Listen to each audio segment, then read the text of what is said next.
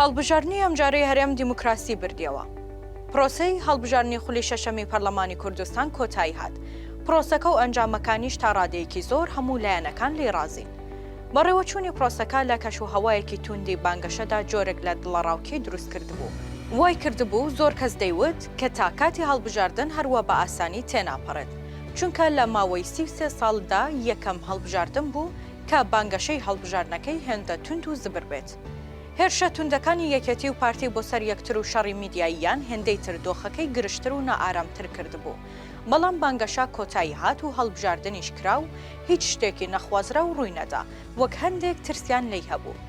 جیاواز لە ئەنجامی هەڵبژاردنەکە کە بە دڵی هەر حیزب و لایەنێک بێت، ئەمە وا دەکات چاوی میدیا و ناوەندە نێودەوڵەتیەکان زیاتر بێتە سەر بەڕێوەچوونی پرۆسەکە، چونکە یەکەم جارە پرۆسەیەکی گەرمی هەڵبژاردن بەڕێوە بچێت، بەڵام بە شێوەیەکی ئاسایی و ئاسانی تێپەڕێت. گرنگیەکەی زیاتر لەوەدایە کە پارتی و یەکەتی سەرباری بوونی هێزی چەکدار شەڕەکەیان نەگەیاندا ئاستی بەکارهێنانی هێز و تەنها شەڕی میدیایی و سیاسی بوو. ئەو دوو حیزبان نە لەگەڵ یەکتر و نە لەگەڵ لایەنەکانی دیکەش هیچ هێزێکیان بەرامبەر یەک نەجوڵاند. بۆیە دەکرێت بڵێن پێش هەموو کەس لە هەڵبژاردنەکانی هەرێم دیموکراسی بردیەوە. دەکرێت ئەمەش بکرێتە بنەمایەکی گرنگ بۆ سیستمی حکومڕانی هەرێم و دامەزرانی پەرلەمان و حکوومەتێکی بەهێز لەسەر بنەمای ململانەی دروستی سیاسی کە هەموو لایەنەکان تێیدا بەشدار بن.